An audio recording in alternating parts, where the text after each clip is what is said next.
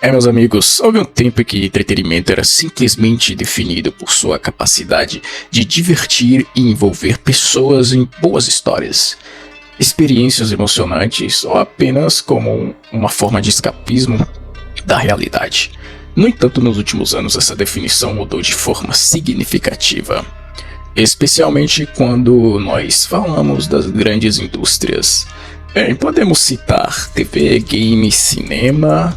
O que antes era visto como foco principal, o prazer, o envolvimento do público nessas grandes obras, agora muitas das vezes parece ser algo sem importância, algo que é secundário, que não importa tanto. Quando paramos hoje para ver o entretenimento, como ele está cada vez mais ligado a mensagens sociais, políticas e culturais, como o foco em texto e temas que, para muitos, podem não ter a mesma importância ou relevância.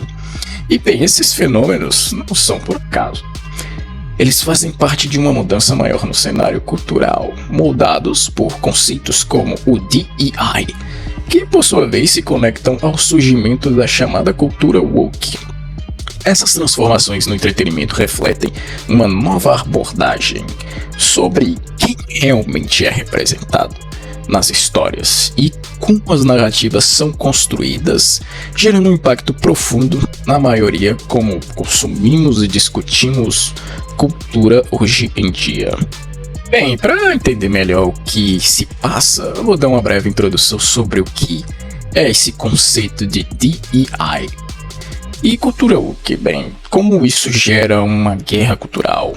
DEI é a sigla para diversidade, equidade e inclusão, tradicionalmente aplicado em ambientes corporativos, educacionais. Esse conceito também começou a mudar as indústrias criativas. Como a pressão por mais representatividade nas telas e nos bastidores, o DEI transformou a forma como o entretenimento é produzido e consumido. E bem, esse impulso por representatividade e justiça social no entretenimento é muitas vezes descrito como parte da cultura woke. Originalmente, o termo woke significa estar acordado para questões de injustiças raciais e sociais. Com o tempo, o conceito se expandiu, englobando questões de gênero, identidade sexual, ambientalismo e outras causas progressistas. Hoje vemos a cultura woke moldando a maneira como as histórias são contadas. Em filmes, séries, games, personagens mais diversos, enredos centrados em temas sociais são cada vez mais comuns, refletindo o desejo de tornar o entretenimento mais inclusivo. Para alguns, essa mudança é positiva e necessária. Para outros, há uma sensação de que as narrativas estão sendo forçadas por uma agenda política, afastando-se do que originalmente tornava o entretenimento envolvente. E essa divisão de opiniões levou ao que muitos chamam de guerra cultural, um conflito entre diferentes visões de mundo. De um lado, há quem apoia o foco em temas de inclusões e justiça social, vendo isso como um avanço necessário. Do outro, há aqueles que sentem que o entretenimento está se distanciando de suas raízes, como as histórias e personagens se tornaram meios para promover ideologias ao invés de proporcionar um entretenimento puro. Essa guerra cultural é especialmente evidente na indústria dos games, onde debates sobre inclusões, diversidades e representatividade têm gerado polêmicas. Para alguns, isso representa uma perda da essência do entretenimento, que deveria ser sobre diversão, não sobre política. Para outros, essa é uma oportunidade de tornar o entretenimento mais inclusivo e relevante para uma audiência global.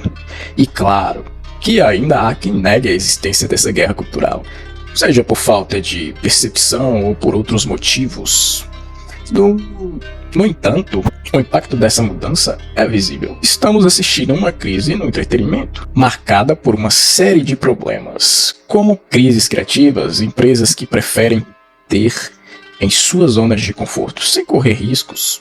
Bem, um exemplo claro disso é a própria Ubisoft, que vem acumulando fracassos ao longo do tempo, ignorando tudo aquilo que seu público, e lançando cada vez mais jogos repetitivos e sem inovações e cheios de ideologias superficiais. E está acontecendo é que essas empresas deixaram de ter foco em criações de experiências divertidas e passou à promoção de uma agenda social. Personagens são inseridos com etnias e protagonismos que não condizem com o período histórico representado, resultando em uma falta de autenticidade. Um exemplo bem recente é o caso de Assassin's Creed Shadows, o que apresenta erros grotescos em termos de pesquisas históricas e como se o cuidado com os detalhes tivesse sido substituído por uma tentativa de seguir tendências culturais, colocando itens como a katana do Zoro em evento de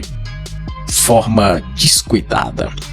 Bem, o que dizer então de Star Wars Outlaws? Como uma protagonista que, quem ela te lembra? Hoje parece que a representação feminina precisa seguir um padrão, sei lá, uma mulher machão, um tonhão, imponente, desprovida de qualquer traço de feminilidade e pronta para se impor de forma agressiva, que acaba resultando em figuras que não conectam com a parte do público. Mais uma vez, o que parece ser prioridade não é contar uma boa história, ou criar um personagem envolvente, mas sim atender a certas ideias de representatividade, ainda que isso vá contra o que muitos jogadores esperam. Bem, eu não quero nem citar Dragon Age Vanguard, né? É um jogo cujo você erre o pronome, ele te faz pagar flexões por errar um pronome.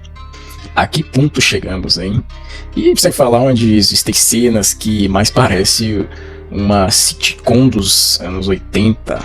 Bem, não poderíamos deixar de mencionar também o papel da Sony nessa crise criativa. A empresa parece estar presa em uma repetição constante de remakes e de remasters que muitas das vezes não agregam nada de novo. O exemplo mais recente é o fracasso de Concord, um jogo genérico com preço absurdamente alto, personagens mal desenvolvidos e uma diversidade que parece forçada, incluindo até a presença de gênero neutro, algo que gerou tanta repercussão negativa que foi removida em atualizações posteriores. No fim, o ciclo já era conhecido, como vimos com outros estúdios como o de Tomb Raider, que também passou por isso.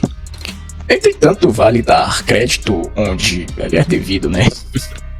Um jogo que, ao contrário de todos esses exemplos, assume desde o início a sua proposta é Dustborn, o jogo que é honesto com sua interação de transmitir uma mensagem específica sem esconder o que quer comunicar. Isso é diferente de muitos títulos que tentam infiltrar ideologias disfarçadamente em vez de simplesmente contar uma boa história ou respeitar personagens consagrados. Outro exemplo de como essa busca por lacração afeta o mercado de games é a consultoria da Sweet Baby Inc., que ficou bastante conhecida por suas participações em projetos de grande escala. Em teoria, a ideologia de trazer mais diversidade para os jogos, bem, ela soa positivo, mas os fatos mostram outra realidade. Há relatos de que a chefe da Sweet Baby Inc. encoraja seus funcionários a intimidar desenvolvedores para forçar pautas sociais, mesmo quando isso não faz o menor sentido. E o pior, essas consultorias chegaram a custar milhões, como o caso polêmico envolvendo o Black Myth Wukong. E houve uma época em que associaram o nome Sweet Baby Inc. a um grande título. Era motivo de orgulho, hoje isso é motivo de vergonha. E alguns estúdios até se distanciaram publicamente de qualquer envolvimento com a empresa após essas polêmicas. Um exemplo disso foi o caso da Square Enix, que esclareceu que não tinha mais ligação alguma com a consultoria. No final, essas empresas e estúdios parecem querer se passar por bons samaritanos sociais, alegando se importar com as minorias. No entanto, quando alguém discorda ou apresenta um ponto de vista diferente, essas vozes são prontamente caladas, canceladas, como se fosse um problema a ser eliminado. Essa é mais uma face da guerra cultural que estamos presenciando no entretenimento atual. Muito do que vimos no passado nos mostrou que inclusões e diversidades não precisavam ser forçadas. Isso era evidentemente no entretenimento.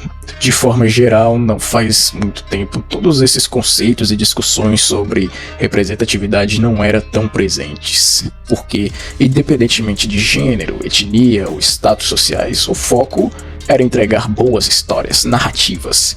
Há 10, 20 anos atrás, essas questões sequer faziam parte das discussões do entretenimento. O objetivo principal sempre foi alcançar o público, por meio de boas histórias e não por meio de uma agenda ideológica que deturpa as obras de dentro para fora. De alguns anos para cá, no entretenimento vimos uma estagnação no público diante dessas ideologias forçadas. Atualmente o público está cada vez mais exigente. No meio dessa guerra cultural, a verdadeira vitória será daqueles que se mantiverem fiéis à essência do que realmente faz o entretenimento ser algo grandioso.